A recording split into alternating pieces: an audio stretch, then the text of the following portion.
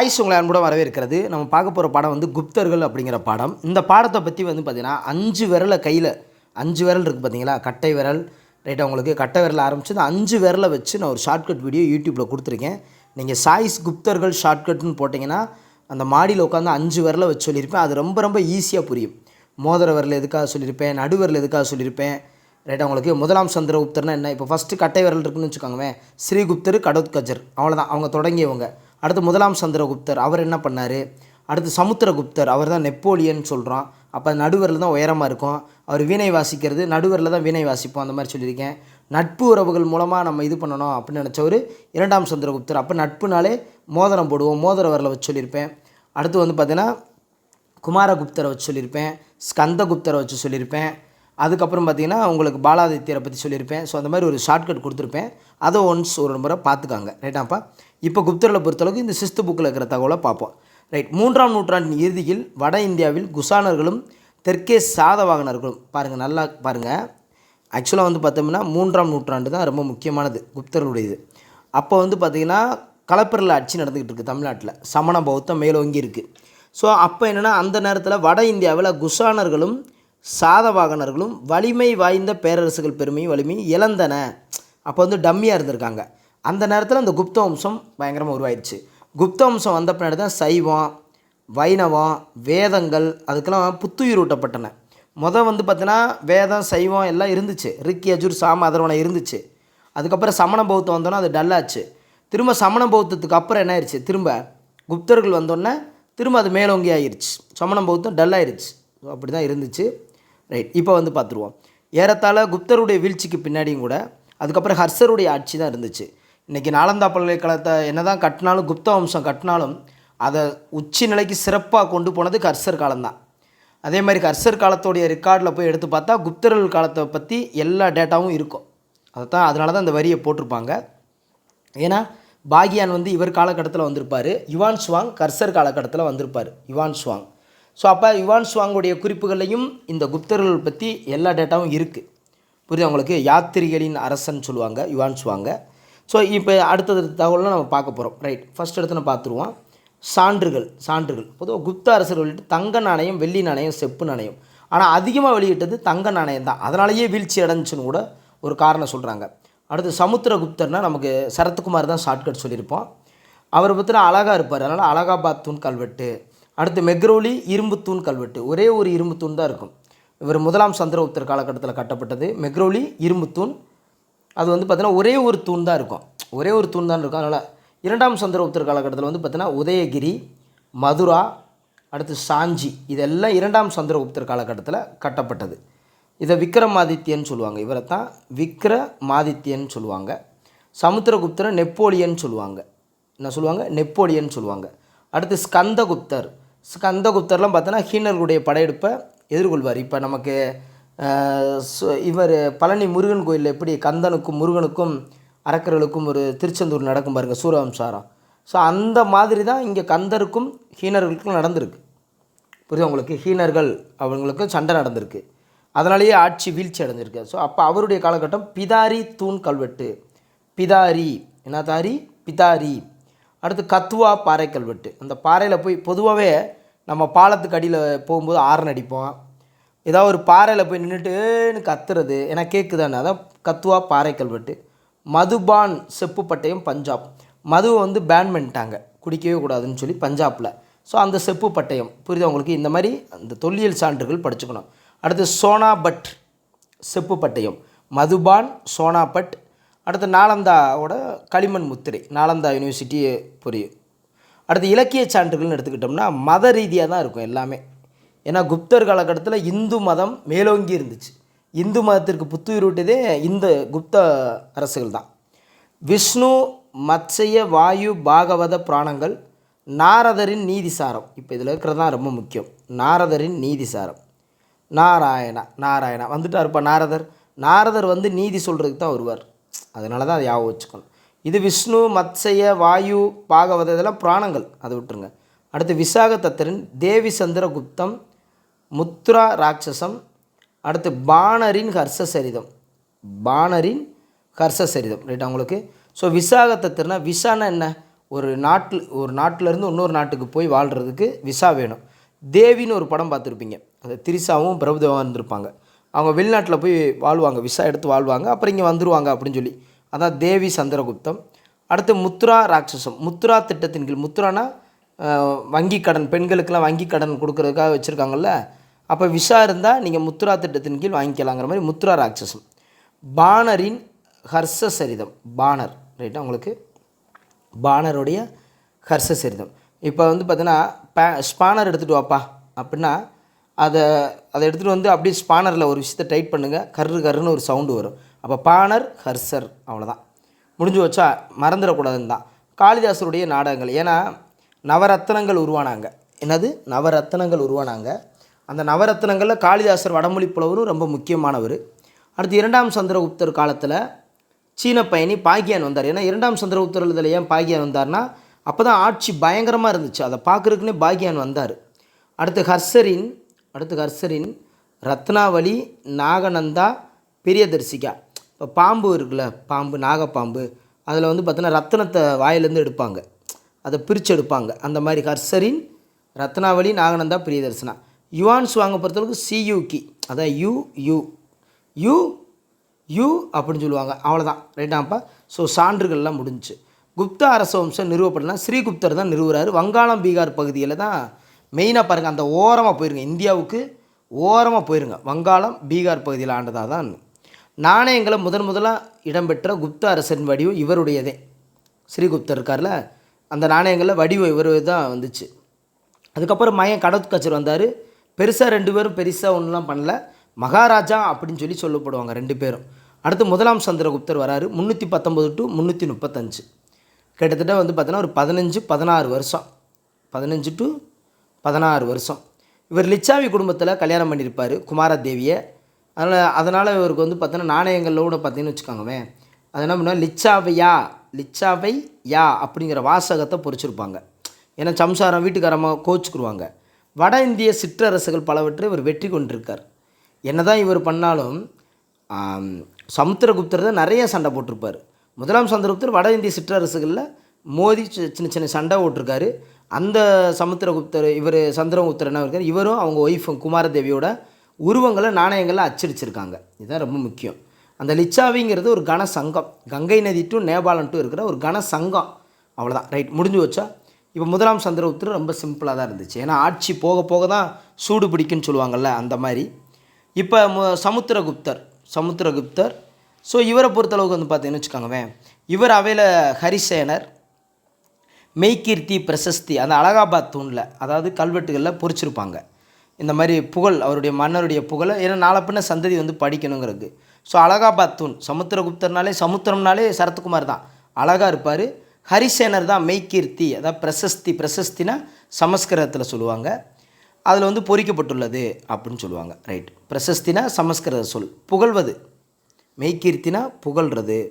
குப்த வம்சத்தை ஒருங்கிணைக்கிறார் சமுத்திரகுப்தர் தான். இப்போ நீங்கள் சினிமாவில் போய் பார்த்தீங்கன்னா சரத்குமார் பார்த்தீங்கன்னா ஒரு படத்தில் இருக்காருன்னா, கூட்டு குடும்பமாக இருக்கிற ஒரு படத்தில் பார்த்தீங்கன்னா சரத்குமார் தான் எல்லாத்தையும் ஒருங்கிணைப்பார். அந்த மாதிரி தான் இங்கே ஒருங்கிணைக்கிறார், ஒரு போர் தளபதியாக இருக்கார். தென்னிந்தியாவின் மீது படையெடுத்திருக்கார் சமுத்திரகுப்தர். அதே மாதிரி பார்த்தீங்கன்னா பல்லவ நாட்டு அரசர் விஷ்ணு கோபாலனை தோற்கடிச்சிருக்கார். விஷ்ணு கோபாலனை நடுவிரல். இப்போ நாமம் போட்டால் நடுவிரலில் நாமம் போடுவோம்ல, அந்த மாதிரி நடுவிரல். நீங்கள் அந்த விரலை வச்சிங்கன்னா தான் உங்களுக்கு ஞாபகம் இருக்கும். ஸோ விஷ்ணு கோபாலனை தோற்கடிச்சிருக்காங்க. மெயினாக தென்னிந்தியாவுக்கு வந்திருக்காரு. பல்லவ நாட்டு விஷ்ணு கோபாலனை தோற்கடிச்சிருக்காரு.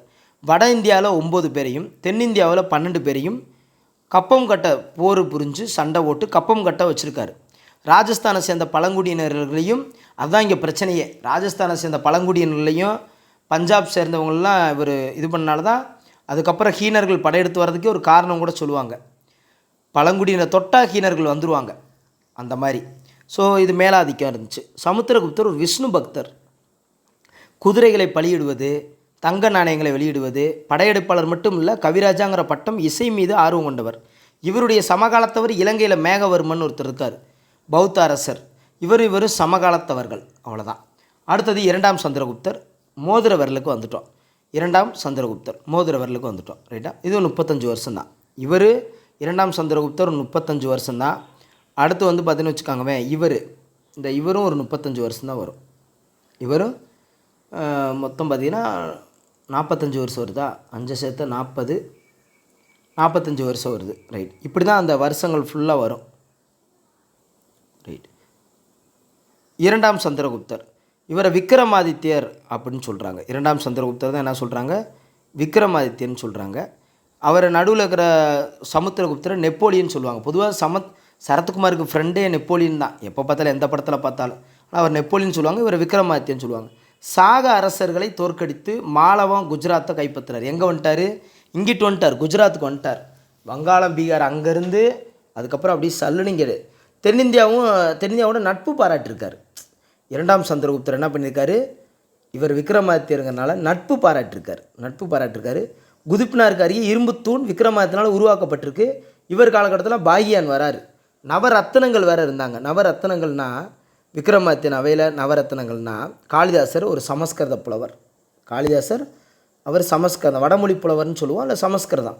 ஹரிசேனர் அந்த மெய்கீர்த்தி எழுதினார்ல, அவரும் ஒரு சமஸ்கிருத புலவர். ரைட். அடுத்து அமரசிம்கர் அகராதி. இப்போ அகராதி பிடிச்சவன என்ன பண்ணுவோம், அமர்றா ஒரு இடத்துல அப்படின்னு சொல்லுவோம்ல, அந்த மாதிரி.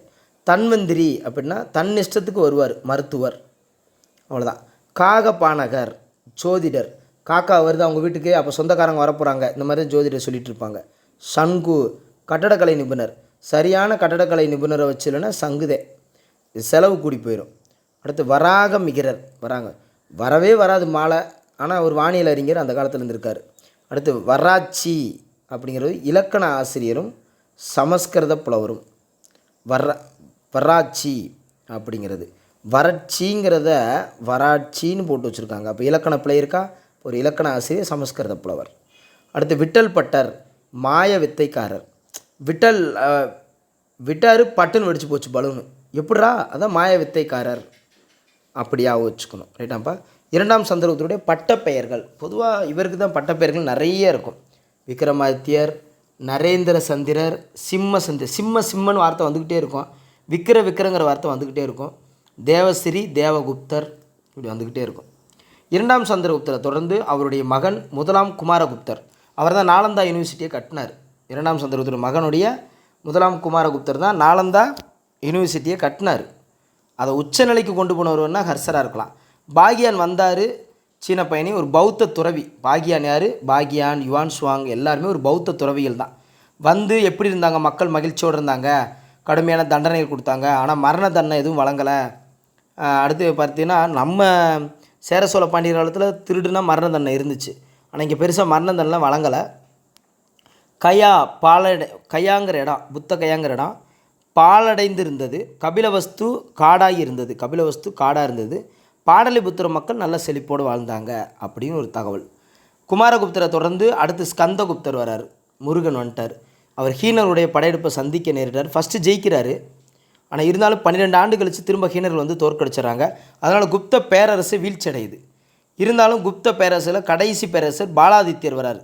அவரை 1ஆம் நரசிம்மகுப்தர்னு சொல்லுவோம். என்ன சொல்லுவோம், 1ஆம் பாலாதித்யர்னாலும் சரி, அவரும் பாலுத்திட்டு போயிடுவார், அவ்வளோதான். நரசிம்மகுப்தர்னு சொன்னாலும் சரி.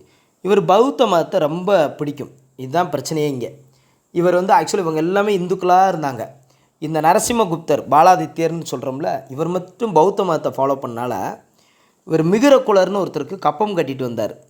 அவருக்கு பௌத்தம் வந்து பிடிக்காது, மிகிரகுலருக்கு பௌத்தத்தை பிடிக்காது. அதனால் இவர் கப்பம் கட்ட மாட்டேன், நீ எப்படி பௌத்த மதத்தை பிடிக்கலன்னு சொல்லலாம் அப்படின்னு சொன்னனால மிகிரகுலரை கைது செஞ்சு நாட்டை விட்டு வெளியே அனுப்புறதுக்கான வேலையெல்லாம் பார்க்குறாரு. சிறையில் அடைக்கிறார் பாலாதித்யா. இருந்தாலும் அவர் மிகிரகுலர் என்ன பண்ணுறாரு, வஞ்சம் வச்சு மகதத்திலிருந்தே பாலாதித்யரை வெளியேற்றிட்டார். அதுக்கப்புறம் பாலாதித்யர் தேய்ந்து காணாமையே போயிட்டார். தேவையா, அவர் பௌத்த மதத்தை எதிர்க்கிறாருன்னா விட்டுட்டு போக வேண்டியதானே, நமக்கு பிடிச்சிருக்கா நம்ம ஃபாலோ பண்ணிட்டு போக வேண்டியதானே, அப்படிங்கிற மாதிரி நம்ம எடுத்துக்கணும் கதையாக. குப்த பேரரசன் அங்கீகரிக்கப்பட்ட கடைசி அரசர் விஷ்ணுகுப்தர். ஸ்கந்தர்னா யார், முருகன். கடைசி யார், விஷ்ணுகுப்தர். ஸோ அதுதான் அப்போ அங்கே பேரரசர்னு இருக்கும். பார்த்திங்கன்னா இங்கே வருங்க, குப்த பேரரசன் கடைசி பேரரசர் பாலாதித்யர் 1ஆம் நரசிம்மகுப்தர்னு இருக்கும். இது கடைசி அரசர்னா தான் வெறும் அரசர் விஷ்ணுகுப்தர். இவங்களுடைய ஆட்சி அமைப்புனா அரசர்களே கடவுளுடைய பிரதிநிதியாக இருப்பாங்க. அரசர்கள் கடவுளுக்கு மட்டுமே பதில் சொல்லுவோம், நாங்கள் வேறு யாருக்கும் பதில் சொல்ல மாட்டோம். அன்றைக்கி அமைச்சர்களை மந்திரின்னு சொன்னாங்க. உயர் பதவியில் இருக்கிறவங்கள தண்டநாயக்கர், மகா தண்டநாயக்கர், தண்டத்துக்கு இருப்பாங்க. அவ்வளோ இருக்குது. அந்த மாதிரி ஞாபகம் வச்சுக்கணும். தண்டநாயக்கர் மகா தண்டநாயக்கர்னு சொன்னாங்க. அந்த காலகட்டத்தில் தேசம் புக்தி அப்படிலாம் சொல்லியிருக்காங்க. அடுத்து உபரியாக இருப்பாங்க, ஆளுநர்கள் இருந்திருக்காங்க. விஷயன்னா மாவட்டம்னு அர்த்தம். அப்போ விஷயபதினா மாவட்டத்தோட அதிகாரிகள்னு அர்த்தம். இப்போ கிராமத்தில் இருக்கிறவங்க கிராமிகா, கிராமதியஸ்கா அப்படின்னு சொல்கிறாங்க. அடுத்து வந்து பார்த்தீங்கன்னா காலாட்படை இருக்கும், அது பாலாதி கிரிதா. அதே குதிரைப்படைனா மகாபாலாதி கிரிதா. இப்போ காலாட்படைனா நடந்து போகிறதையும் குதிரையில் ஏறி வர்றதுக்கும், இப்போ நான் நடந்து வரேன் உங்களுக்கு எப்படி இருக்கும், ஓகே பாலாதி கிரிதா. அதே குதிரையில் பயங்கரமாக பாஞ்சு வரேன், பொன்னி நதி பார்க்கணுமா அப்படின்னு இந்த கார்த்திக் வருவார்ல குதிரையில் பயங்கரமாக, அந்த மாதிரி வரேன்னு வச்சுக்காங்க. ஏய் செம்மடா அப்படின்னு சொல்கிறோம்ல, அந்த மகாபாலாதி கிரிதானா குதிரைப்படை தளபதி. தூதுக்கான ஒற்றர் படை, இது மன்னர்களே பொதுவாக உருவாக்கி வச்சுக்குருவாங்க. ரைட். அடுத்து நிலம் விவசாயிகள்னால் காமாந்தகாரால் எழுதப்பட்ட நிதி சாரம்னு ஒன்று இருக்குது. காமாந்தகார் அப்படிங்கிற ஒரு நிதி சாரம்னு ஒன்று இருக்குது. அது அரசு கழுவூலத்தை பற்றி முக்கியமாக நிறைய தகவல் இருக்குது. காமாந்தகாரின் நிதி சாரம். அடுத்து வந்து பார்த்திங்கன்னா நிலவரி தான் முக்கியமான வருவாயாக இருந்திருக்கு. அடுத்து வந்து பார்த்திங்கன்னா குப்தர் காலத்துடைய நிலங்களை சேத்ரா அப்படின்னா சேரும் சகதி இருந்தால் வேளாண்மைக்கு உகந்தது. கிலா, நீ கலாவை நம்பினா வாழ்க்கை தரிசாக போயிடும். அப்புறகுதா, அப்புறம் பார்த்துக்கலாம்னா வனம் காடு எல்லாம் நம்மளை விட்டு ஒன்றும்லாம் போயிடும், மரங்களை பார்க்காம விட்டேன்னா. வஸ்தி, வசதியாக இருக்கா உனக்கு குடியிருக்கிறதுக்கு. அடுத்து கபத சரகா, கபகபன்னு இருக்குப்பா ஆடு மேய்க்க போனால், மேய்ச்சல் நிலங்கள். அவ்வளோதான், இதான் ஷார்ட்கட்டு. ஏன்னா இதெல்லாம் +1 நான் நடத்திருக்கேன், ஏற்கனவே யூடியூப்பில் இதெல்லாம் நடத்திருக்கேன். ரைட். சிரோஸ்தி சார்த்தவாகா. சிரோஸ்தினா ஒரு இடத்துல உட்காந்து நிலையாக வியாபாரம் பண்ணுறவங்க சிரோஸ்தி, சிரேஸ்தி அப்படின்னு சொல்கிறவங்க. சார்த்தவாகனா யாரையா சார்ந்து இருக்கணும், பாவம் பூட்டிய வண்டிகளில் தள்ளு வண்டி கடையில் அப்படி தான் வியாபாரம் பண்ணுவாங்க. அதிக வட்டிக்கு கடன் கொடுக்கும் முறை இருந்துச்சு, கல்யாணமும் பண்ணாங்க, பலதார மனம் இருந்துச்சு.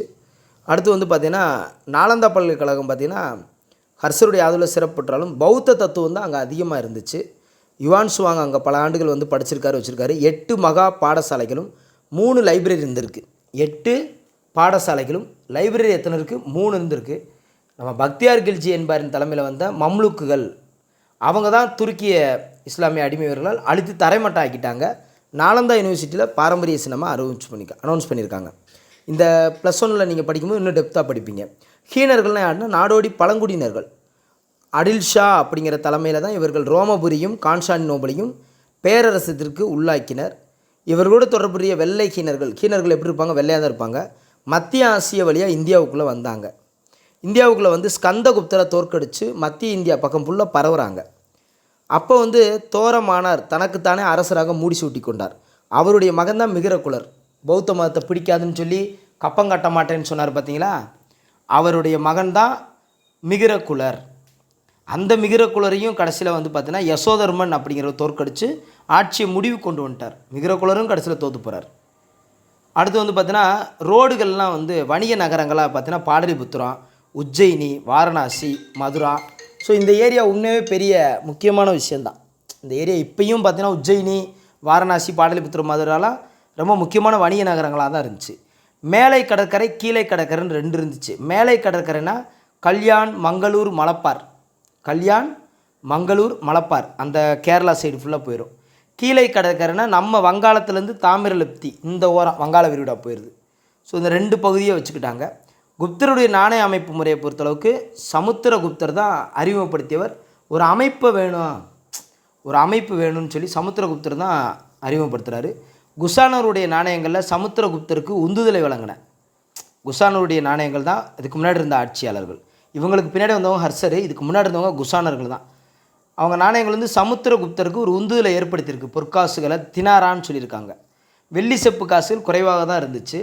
அதுக்கப்புறம் பார்த்தீங்கன்னா உலோகத் தொழிலில் நல்ல டெவலப் ஆகியிருந்தாங்க. மைக்காவே தயாரிச்சிருக்காங்கன்னா பாருங்கள்.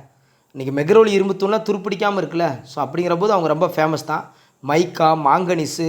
இன்றைக்கி ஒன்றும் இல்லை, வீட்டுக்கு ப்ளேவுட் எடுத்து நம்ம ஒரு லாப்ட் அடிக்கணும்னு வச்சுக்கோங்கவேன், ஒரு ஒரு ஒரு நெட்டு அடிக்கணும்னா ஒரு 10க்கு 20 அடிக்கணும்னா கிட்டத்தட்ட ஒரு 10,000 ஆகி போகுதுன்னு வச்சுக்கோங்கவேன். அதில் மைக்கா அவுட்டுனா இன்னும் கூட. ஸோ இப்படிப்பட்ட ஒரு இன்றைக்கி இருக்கிற டெக்னாலஜி அன்றைக்கே கண்டுபிடிச்சிருக்காங்க. மைக்கா, மாங்கனீஸு, சிகப்பு சுண்ணம். இப்போ தங்கம், தாமிரம், தகரம், ஈயம், பித்தல்லாம் தெரியும். இந்த மைக்கா, மாங்கனீஸு, சிகப்பு சுண்ணமும் இருக்குதுன்னு தெரிஞ்சுக்காங்க. அவ்வளோ தூரத்துக்கு உலோக வேலை பயங்கர ஃபேமஸாக இருந்துச்சு. சமூகம் வர்ணாசிரம கொள்கை இருந்துச்சு. மனுவின் சட்டங்கள், அதாவது ஆண்கள் தான் குடும்ப பாதுகாப்பு தலைவனாக இருந்தாங்க. பெண்கள் வந்து பலதார மனங்கள் இருந்துச்சு. ஏன்னா இவருக்கு இரண்டாம் சந்திரகுப்தருக்கு 2 மனைவி இருக்குது. குபேர நாகா, துரு பசு வாமினி. அங்கே நாகப்பாம்பு, இங்கே பசு. எப்பயுமே 2 மனைவி இருக்காங்கன்னா சண்டை போட்டுட்டு தான் இருப்பாங்க. அவங்களுக்குள்ள என்றைக்கு ஒற்றுமை இருக்கும். நாகப்பாம்பும் பசுவும் சண்டை போடுற மாதிரி. குபேர நாகா, துரு பசுவாமினி அப்படிங்கிறவங்க. அது யார்? இரண்டாம் சந்திரகுப்தர். அதனால தான் 2ன்னே வச்சுட்டாங்க உங்களை பேர். ரைட்டா? அப்போ அரசியர் என கல்வெட்டுகள். உடன்கட்டை சதி ஏறும் வழக்கு இருந்துச்சுன்னா இருந்துச்சு. அடுத்து அந்த காலகட்டத்தில் அடிமை முறை நிறுவனமாக இல்லை, ஆனால் அடிமைகள் இருந்ததுக்கான சான்றுகள் இருக்குது. சமயம்னா வேத சடங்குகள் தான். அதான் இந்து மதத்துக்கு புத்துயிர் விட்டுறது குப்தர் தான். வேத சடங்குகள் இருந்துச்சு. சமுத்திரகுப்தரும் முதலாம் குமாரகுப்தரும், நல்லா கேளுங்க, சமுத்திரகுப்தரும் முதலாம் குமாரகுப்தரும். அந்த குப்தர்னு வந்திருக்குல்ல, சமுத்திரகுப்தர் முதலாம் குமார, 2 பேருமே அஸ்வமேதையாக நடத்தியிருக்காங்க. குதிரைகளை பலி கொடுத்து செய்யப்படும் அந்த அஸ்வமேதையாக நடத்தியிருக்காங்க. குமாரகுப்தர்லாம் ஒரு யூனிவர்சிட்டி தொடங்கினவர். அவரெல்லாம் அப்படி நடத்தலாமா? சமுத்திரகுப்தர் அவரெல்லாம் அலகாபாத் தூண் கல்வெட்டு அழகாக இருக்கிறவர். இப்படி பண்ணலாமா அப்படிங்கிற ஞாபகம் வச்சுக்காங்க. இதுக்கு ஷார்ட்கட்னா குமாரகுப்தர் குதிரையில் தான் யூனிவர்சிட்டி போவார். குதிரை சேட்டை பண்ணியிருக்கும், வேலியில் போட்டிருப்பார். அடுத்து சரத்குமாரும் குதிரையில் தான் போவார் அடிக்கடி. அது சேட்டை பண்ணியிருக்கும், வேலியில் போட்டிருப்பார். அப்படிங்கிற மாதிரி ஞாபகம் வச்சுக்காங்க. வைணவம் சைவம் இதெல்லாம் வந்துச்சு. ஹீனயானம் மகாயானம். மகாயானம்னா புத்தரை உருவ வழிபாடு செய்கிறவங்க, ஹீனயானம்னா உருவ வழிபாடு அற்று செய்கிறவங்க. 2ஆக பிரிஞ்சாலும் தொடர்ந்து வளர்ந்து வந்துக்கிட்டு தான் இருந்துச்சு. கட்டுமான கோயிலில் முதலாக கட்டியவர்கள் குப்தர்கள் தான். கட்டுமான கோயில். அப்புறம் தான் பாறை குடைவரை கோயில்கள், அந்த கோயில் இந்த கோயில்னு வந்துச்சு. இவங்களை ஃபாலோ பண்ணி தான் அடுத்து பல்லவர்களே வருவாங்க. அது 7ஆம் நூற்றாண்டு. பல்லவர்கள்னால் நீங்கள் கன்ஃபியூஸ் ஆகிடக்கூடாது. 7ஆம் நூற்றாண்டு. அஜந்தா எல்லோரா எங்கே இருக்குது? மகாராஷ்டிராவில் இருக்குது. பாக் எங்கே இருக்குது? மத்திய பிரதேசம் இருக்குது. புரியுது உங்களுக்கு? அடுத்து உதயகிரி அப்படின்னா இப்போ பாக் அப்படிங்கிறது மத்திய பிரதேசம், உதயகிரி ஒடிசா. ரைட்டு. திராவிட பாணிக்கூறுகளில் இருந்திருக்கு. நாலந்தாவோட சிலை, அங்கே நாலந்தா யூனிவர்சிட்டியில் புத்தருடைய செம்பு சிலை 18 அடி உயரம் செம்பு சிலை இருக்குது. சுல்தான் கஞ்சுங்கிற இடத்துல 7 அடி உயரமுள்ள புத்தருடைய உலோக சிற்பமும் அங்கே இருந்திருக்கு. அஜந்தா குகை ஓவியங்கள்லையும் குவாலியருடைய பாக்கு, அந்த இடத்துல பாக்குனா மத்திய பிரதேசம், எல்லா இடத்துலையுமே இருந்திருக்கு. அடுத்து இலக்கியம். பிராகிருதம் மக்களால் பேசப்படும் மொழி. தமிழ் பிராகிருதம் இருந்ததுக்கான ரிசர்ச்சு நம்ம தமிழ்நாட்டு தொல் பழங்குடியிலே நம்ம நிறைய எடுத்திருக்கோம். பிராகிருதத்தை விட்டு இவங்க சமஸ்கிருதத்தை எடுத்துக்கிட்டாங்க. புரியுதா உங்களுக்கு? சமஸ்கிருதம் எடுத்துக்கிட்டாங்க. அப்போ சமஸ்கிருத மொழியிலேயே எல்லாமே போச்சு. இப்போ உதாரணமாக ஹீனயானம் கூட பிராகிருதம் வச்சுக்கிட்டாங்க. ஆனால் புத்தரும் பிராகிருதம் தான் வச்சுக்கிட்டாங்க. ஆனால் மகாயானம் வந்தவங்க சமஸ்கிருதத்தை கையில் எடுத்துக்கிட்டாங்கல்ல, அந்த மாதிரி தான். பாணினி எழுதிய அஷ்டத்தியாயி பாணினி எழுதிய. பாணர்னால் நம்ம ஏற்கனவே பார்த்துருக்கோம், இருன்னு பார்த்துருக்கோம், ஹர்ஷசரிதம். பாணினி அப்படிங்கிறவங்க அஷ்டத்தியாயி. பானிபூரி அன்னைக்கு கிடச்சா அஷ்டம் அதிர்ஷ்டம். பானிபூரி சாப்பிட்டா அன்னைக்கு கிடச்சா அதிர்ஷ்டம். பதஞ்சலி எழுதிய மகாபாஷ்யம். பதஞ்சலி ப்ராடக்ட் எடுத்துக்காங்க உங்களுக்கு அப்படின்னு சொல்லி இப்போ நிறையா பாஷையில் சொல்கிறாங்க. பதஞ்சலி ப்ராடக்ட்டில் நிறையா விற்கிது. அதான் மகாபாஷ்யம், நாங்கள் அத்தனை மூலிகையில் கலந்துருப்போம் அப்படின்வாங்கள்ல. ஸோ அந்த மாதிரி நூல்களை அடிப்படையாக கொண்டது. சந்திரகோமிகா, இவர் ரொம்ப நல்லவர். சந்திரகோமிகா சந்திர வியாகரணம் எழுதியிருப்பார். அவங்கவுங்க பேரில் அவங்க வச்சுட்டு நமக்கு ஈஸி. காளிதாசர் பாருங்கள், சாகுந்தலம், மாளவி, விக்ரம ஊர்வசியம். பாருங்கள், சாகுந்தலா, மாளவிகா, ஊர்வசி ஹீரோயின் பேராக வருதா? அதான் காளிதாசருடையது. அடுத்து மேகதூதம், ரகுவம்சம், குமார சம்பவம், ரிது சம்காரம், அதுவும் அவரோட தான். மேக தூதம், பொதுவாக லேடிஸ்க்கெலாம் மேகம் வந்து நிறையா மலைகள் வரும்போது ரொம்ப பிடிக்கும். ரகுவம்சம், ரகுவரன் வந்து பார்த்திங்கன்னா அவருடைய ரகுவம்சம், அவரையும் ஆவச்சுக்காங்க. குமார சம்பவம், குமாரு கொக்கி குமாரு அப்படிங்கிற மாதிரி அதையும் ஆவச்சுக்காங்க. ரிது சம்காரம், சம்சாரன்னு ஆவச்சுக்காங்க. இது ஃபுல்லாக சாகுந்தலோட காளிதாசருடையது. அடுத்து கணிதம், வானியல். இவங்க காலத்தில் டெக்னாலஜியும் பயங்கரமாக வளர்ந்துச்சு. பூஜ்ஜியத்தின் சிலபஸில் ஏன் டிஎன்பிசியில் வச்சுருக்காங்கன்னா இதெல்லாம் தெரிஞ்சுக்கணுங்கிறது தான். பூஜ்ஜியத்தோட கண்டுபிடிப்பு, தசமயன் முறைகள், இதெல்லாம் குப்தரில் நவீன உலகத்திற்கு விட்டுச்சுன்னா மிகப்பெரிய முக்கியமானது. ஆரியப்பட்டர், வராகமிகரர், பிரம்மகுப்தர், இவங்களாம் இந்த காலத்தை சேர்ந்தவங்க தான். மேக்ஸு, வானியல். ஆரியப்பட்டர்லாம் பார்த்திங்கன்னா சூரிய சித்தாந்தாவில் சூரிய சந்திரனுக்கு உண்மையை விளக்கியிருக்காரு. பூமி தனது அச்சில் சொல்கிறதுங்கிறத அறிவித்த முதல் இந்திய வானிலை ஆய்வாளர் அவர் தான், ஆரியப்பட்டர் தான். மருத்துவத்துறையில் தன்வந்திரி, ஆயுர்வேதத்துறையில் சாரக்கர், அதுக்கப்புறம் பார்த்தீங்கன்னா சுஸ்ருதர், அவரெல்லாம் அறுவை சிகிச்சை பற்றி அன்னைக்கே சொல்லியிருக்கார். இதுதான் இவங்க காலத்தில் டெக்னாலஜி. அடுத்து வர்த்தன அரச வம்சம்னு ஒன்று இருக்கும். இதை படிக்கணுமா சார்? ஹர்ஷரை பற்றி படிக்கணுமானா சும்மா அடுத்து வந்தவங்க ஹர்ஷர். இவங்க குப்தர்கள்ட்ட படைத்தளபதியாக இருந்த புஷ்யபூதி தான், அவர் தான் அடுத்து தலைநகர் ஆட்சி செஞ்சு வரார். புஷ்யபூதிங்கிறவர் யாருன்னா குப்தர்களுடைய படைத்தளபதி. அதை தெரிஞ்சுக்கிறவங்கிறது தான் அண்டர்லைன் பண்ணி வச்சேன். சும்மா முக்கியமான பாயிண்ட் ஏதாவது 1 2 இருந்தால் தெரிஞ்சுக்கணும், இல்லைன்னா ஸ்கிப் பண்ணிக்கணும், அவ்வளோதான். புனித யாத்திரைகளின் இளவரசன் யார்? Yuan Chwang. ரொம்ப நல்ல தகவலில். ஹர்ஷர் ஒரு பௌத்தராக இருந்த போதும் பிரயாகையில் நடைபெற்ற கும்பமேளா விழாவில் கலந்து கொண்டார். ஹர்ஷர் பாருங்கள். அடுத்தது கன்னோசி. அங்கே வந்து பார்த்திங்கன்னா புத்தருடைய தங்கச் சிலை ஒன்று நிரூபிச்சிருக்காங்க. புத்தருடைய 3 அடி உயர சிலையை வேறொரு சிலை ஊர்வலமாக எடுக்கிறதுக்கு யூஸ் பண்ணியிருக்காங்க கன்னோசியில். நாலந்தா பல்கலைக்கழகத்துக்கு யுவான் சுவாங் வந்தபோது 10,000 ஸ்டூடெண்ட்ஸ் படிச்சிருக்காங்க. பௌத்த துறவியிலும் அங்கே இருந்ததாக தகவல் கூறப்படுகிறது. அவ்வளோதான், வேறு ஒன்றும் இல்லை. எக்ஸ்ட்ரா ஒரு 4-5 தகவல் தான். ரைட்டாப்பா. So thank you to all. Thank you. எதுவுமே ஈஸின்னு நினச்சா ஈஸி தான். ரைட்டாப்பா. ஸோ தேங்க்யூப்பா. தேங்க்யூ.